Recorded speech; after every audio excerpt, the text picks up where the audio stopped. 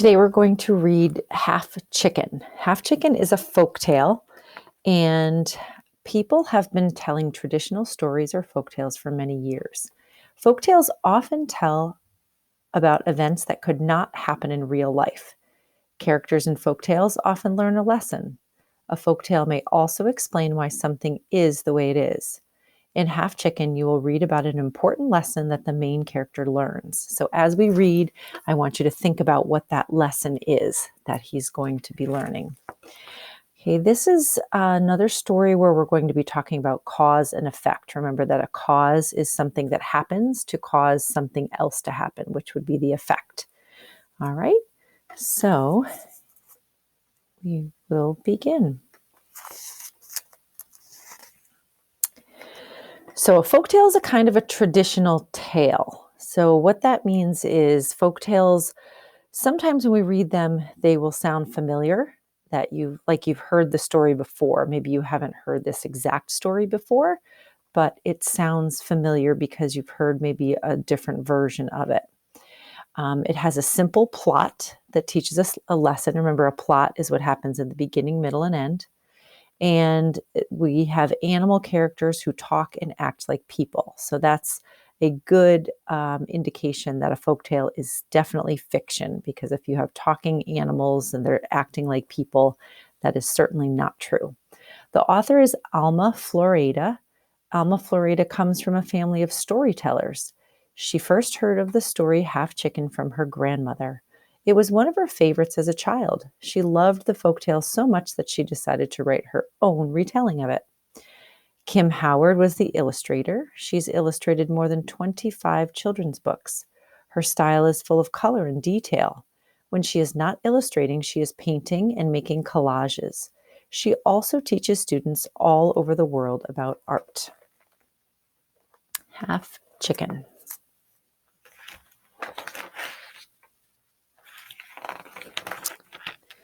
Have you ever seen a weather vane?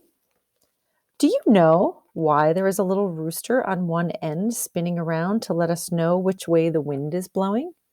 So a weather vane, this is the weather vane here. Okay, do you see that right there? It's on top of the building. Well, I'll tell you, it's an old story that my grandmother once told me, and before that, her grandmother told it to her. It goes like this. A long time ago on a Mexican ranch, a mother hen was sitting on her eggs. One by one, the baby chicks began to hatch, leaving their empty shells behind. 1, 2, 3, 4, 12 chicks had hatched, but the last egg still had not cracked open. The hen did not know what to do. The chicks were running here and there, and she could not chase after them because she was still sitting on the last egg. So what is the hen worried about? That's right, she's worried about not being able to take good care of her chicks because she must sit on her unhatched egg. So what does that show you? That she is a caring mother. Finally, there was a tiny sound. The baby chick was pecking at its egg from the inside. The hen quickly helped it break open the shell, and at last the 13th chick came out into the world. Yet this was no ordinary chick. He had only one wing, only one leg, only one eye, and only half as many feathers as the other chicks. So what was surprising about that 13th chick when it hatched? He was only half of a chicken, right? He had one eye, one leg, and half the feathers. It was not long before everyone at the ranch knew that a very special chick had been born. The ducks told the turkeys told the pigeons told the swallows, and the swallows flew over the fields, spreading the news to the cows grazing peacefully with their calves, the fierce bulls, and the swift horses. Notice all of our vocabulary words that we went over earlier.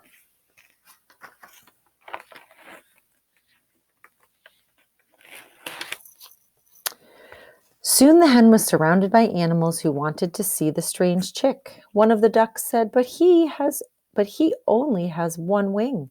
And one of the turkeys added, "Why, he's only a half chicken." From then on, everyone called him Half Chicken, and Half Chicken, finding himself at the center of all this attention, became very vain. What does that mean?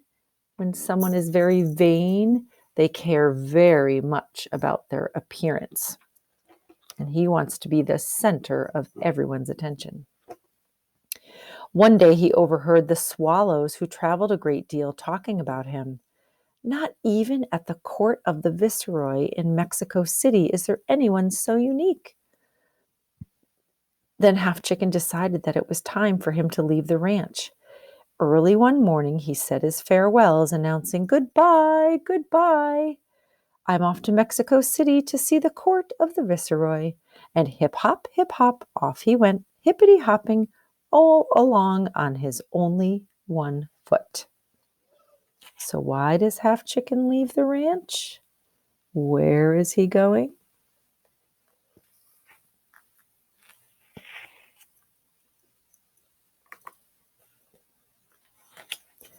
Half Chicken had not walked very far when he found a stream whose waters were blocked by some branches.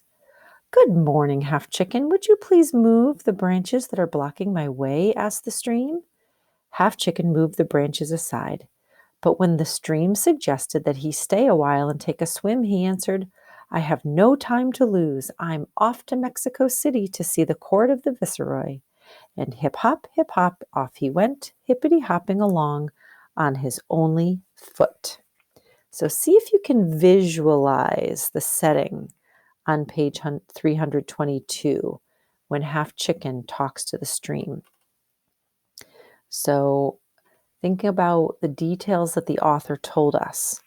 He helps you picture a little stream of water with a bunch of branches blocking the flow. See if you can picture that in your mind.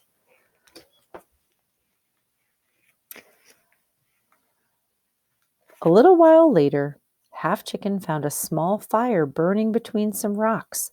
The fire was almost out. Can you picture that in your mind? "Good morning, Half Chicken. Please fan me a little with your wing, for I am about to go out," asked the fire. Half Chicken fanned the fire with his wing, and it blazed up again. But when the fire suggested that he stay a while and warm up, he answered, "I have no time to lose. I'm off to Mexico City to see the court of the viceroy." And hip hop, off he went, hippity hopping along his only foot. Notice the repeating lines in the story. The author keeps using the same line, repeating over and over. Why do you think that is?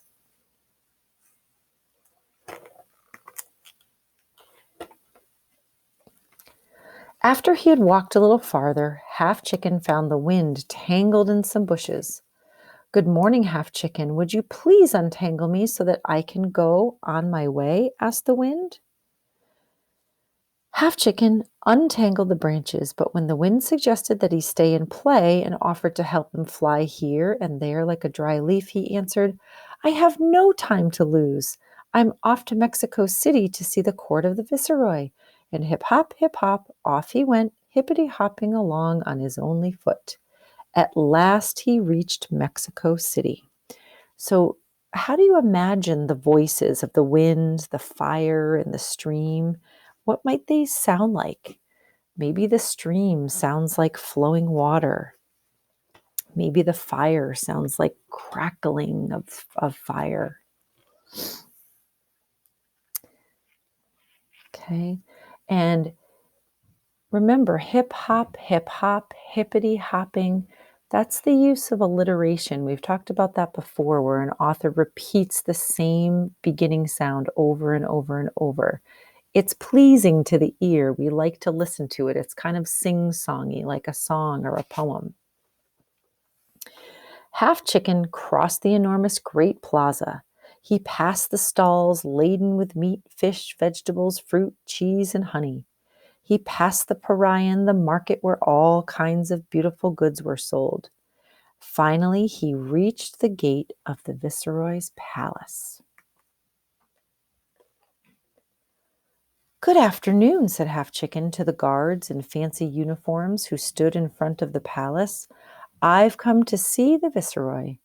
One of the guards began to laugh. The other one said, You'd better go in around the back and through the kitchen.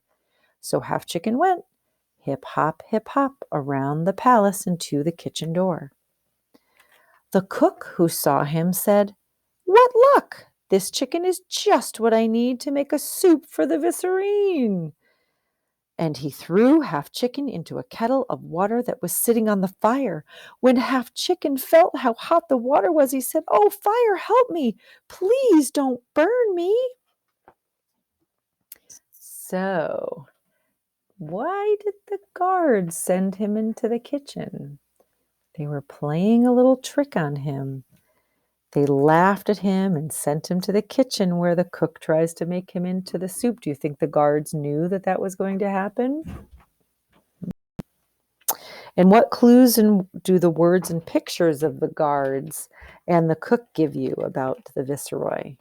So look at the pictures and look at the royal clothing that they're wearing. Look at the large palace and the colorful illustrations. Shows that he lives in a rich palace and he has many people working for him.